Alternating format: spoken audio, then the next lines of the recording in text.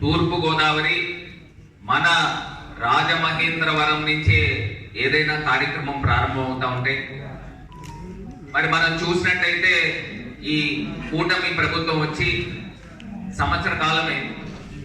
ఈ సంవత్సర కాలంలో మనకి ఎన్నో కార్యక్రమాలు జరుగుతూ ఉన్నాయి. ఈ సంవత్సర కాలంలో మరి కూటమి ప్రభుత్వం వచ్చిన తర్వాత వాళ్ళ ఎలక్షన్స్ ముందు ఇచ్చిన నినాదం ఏంటంటే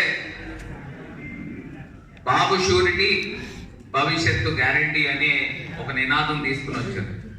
అది ప్రజల్లోకి నరాల్లోకి మరి వెళ్ళడం జరిగింది. మరి వాళ్ళ బాబు షూరిటీ అయితే సరే, మరి ప్రజలకి ఏ వర్గాలకి భవిష్యత్తు గ్యారంటీ అని ఇవాళ నేను ప్రశ్నిస్తా ఉన్నా. ఎందుచేతంటే 2014లో అప్పుడు కూడా ఇంచుమించులో కూటమి ప్రభుత్వం లాంటిదే. అప్పుడు ఏంటంటే జనసేన పోటీ చేయాల.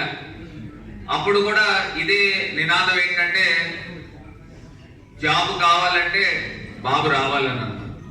మరి బాబు వచ్చాడు కానీ జాబులు ఎంతమందికి వచ్చినాయో మీ అందరికీ కూడా తెలుసు.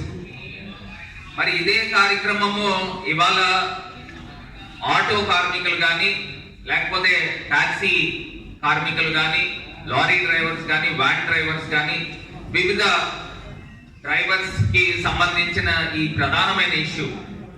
మరి ఇది రాష్ట్ర ప్రభుత్వాలకి, కేంద్ర రాష్ట్ర ప్రభుత్వాలకి ఈ సెగ తగలాలనే ఒక ఉద్దేశంతో ఇవాళ ఈ అఖిల పక్షాన్ని ఏర్పాటు చేసి, మరి అదేవిధంగా జూలై 1వ తారీఖున చెలో రాజానగరం కార్యక్రమాన్ని కూడా మరి ఇక్కడ ఉన్న ఆటో డ్రైవర్స్ కానీ, కార్మికులు కానీ, మీ యొక్క వివిధ సంఘాలకు అందరికీ కూడా తెలియపరిచి మన హక్కులు ఏవైతే ఇప్పుడు మీరు ప్రధానంగా లేవనెత్తిన అంశం ఏంటంటే ఏటీసీ, ఏదైతే ఇంజన్ కి సంబంధించి ఏదైతే ఒక మిషన్ గురించి మాట్లాడుతూ ఉన్నారో అది కేంద్ర ప్రభుత్వం తీసుకుని వచ్చింది.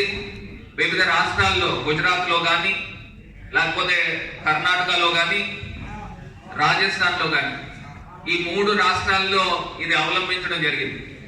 అక్కడ రాజస్థాన్ లోను, కర్ణాటకలోను వ్యతిరేకత రావడంతో ఏదైతే ఈ నిర్ణయాన్ని అక్కడ ఉన్న ప్రభుత్వాలు ఉపసంహరించుకోవడం జరిగింది.